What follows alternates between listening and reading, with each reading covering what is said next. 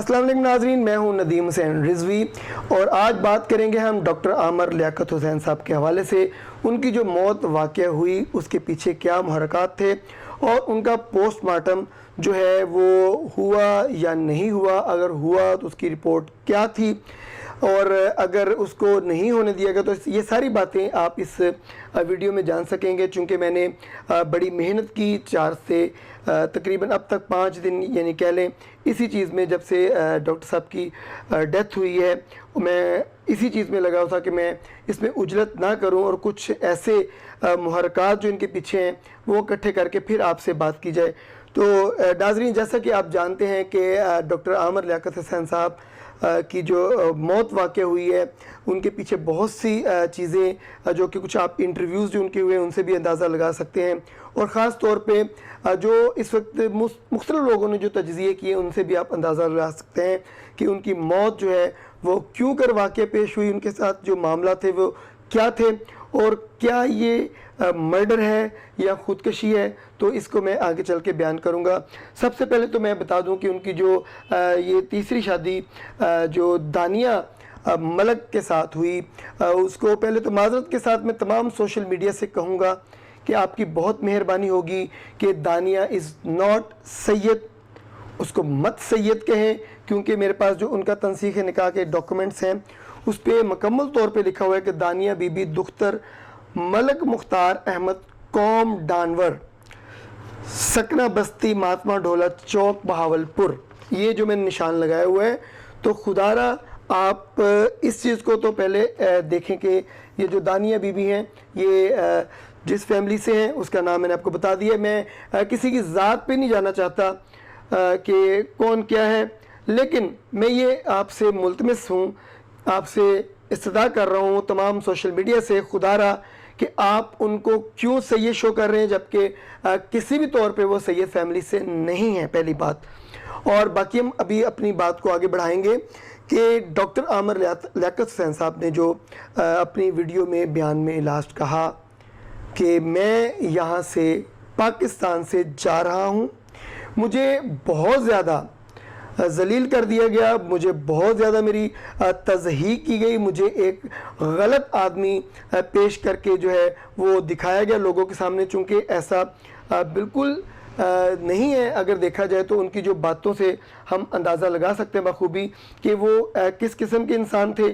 चूँकि ये भी कहा जाता है कि जब इंसान चला जाता तो उसके बारे में हमें कुछ ऐसी बुराई या कुछ चीज़ बयान नहीं करनी चाहिए, लेकिन चूँकि लोगों ने उनको इस तरह बदनाम कर दिया कि वो यहाँ तक नौबत पहुँची कि उन्होंने बयान दिया कि मैं पाकिस्तान से जा रहा हूँ और परमानेंट जा रहा हूँ, शायद मैं दोबारा ना आऊँ। और इसके पीछे उन्होंने ये भी बातें की कि मुझे जलील किया गया, मुझे जो मेरे अंदर चीज़ें वो नहीं थी वो मेरे साथ जोड़ी गई। तो मैं सिर्फ नाज़रीन यही कहूँगा कि तमाम अगर आप मुहर्रकात और जो इंकशाफात हुए हैं उस हवाले से, अगर ख़ास तौर पे उनकी इंटरव्यू से अगर देखा जाए, और कुछ में ऐसे लोगों के साथ मेरी सिटिंग हुई जिनको मैं समझता हूँ कि वो काबिल एहतराम लोग हैं और उन्होंने डॉक्टर आमर लियाकत साहब के साथ भी वक्त गुजारा, उनसे ही पता चला कि डॉक्टर साहब एक वाकई अच्छे इंसान थे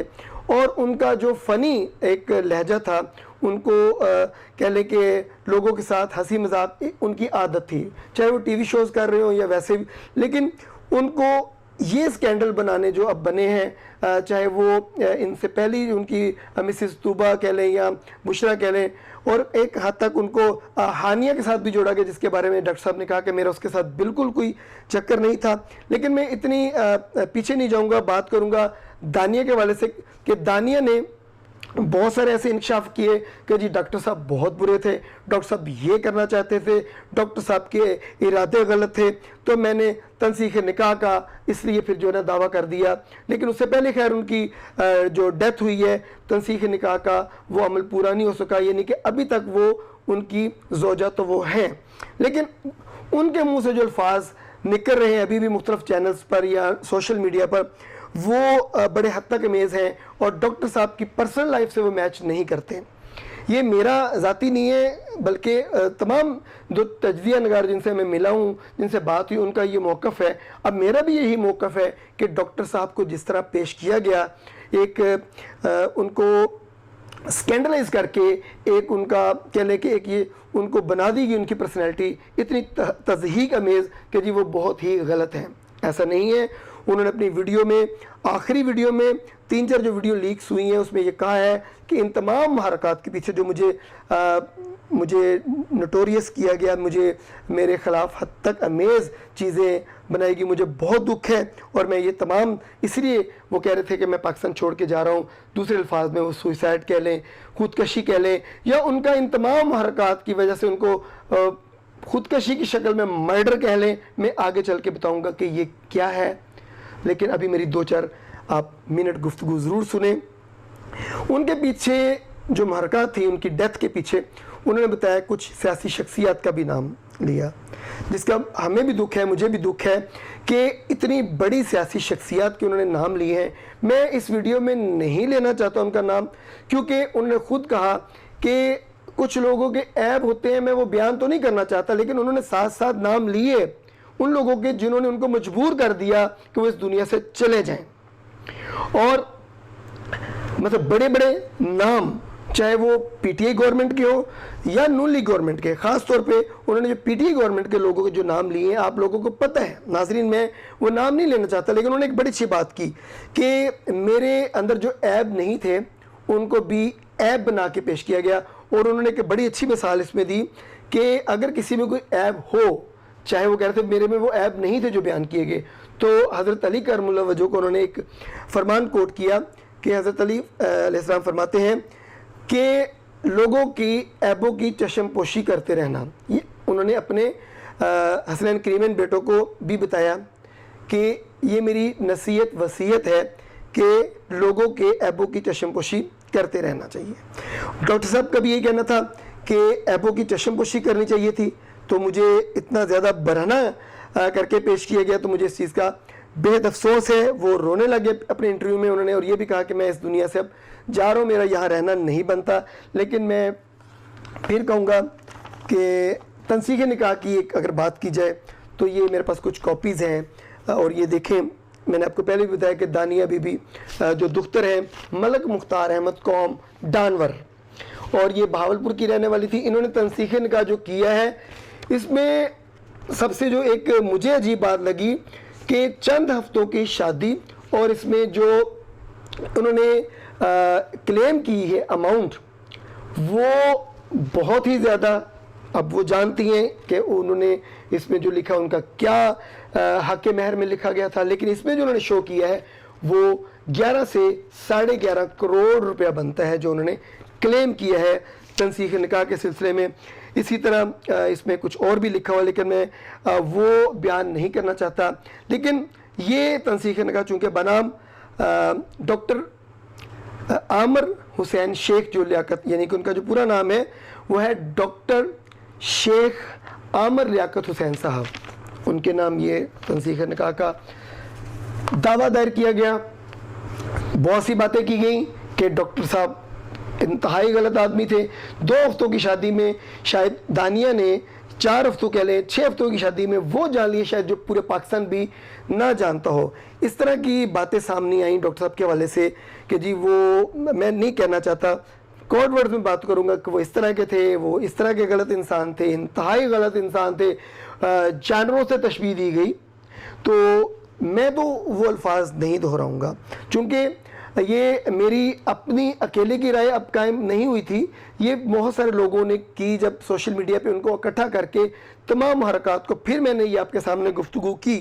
और अब मेरी भी यही राय है कि इस तरह नहीं होना चाहिए था। ये सोशल मीडिया जिन्होंने वन साइडेड इंटरव्यूज़ किए, दानिया के किए, डॉक्टर साहब का इंटरव्यू नहीं किए गए, और डॉक्टर साहब को सुसाइड करना पड़ गया। अब कोई उनका मुलाजिम कह रहा है कि जी धुआं अंदर चला गया, उनकी डेथ हो गई, या कोई और जी हार्ट अटैक का भी लोग सुन रहे हैं। लेकिन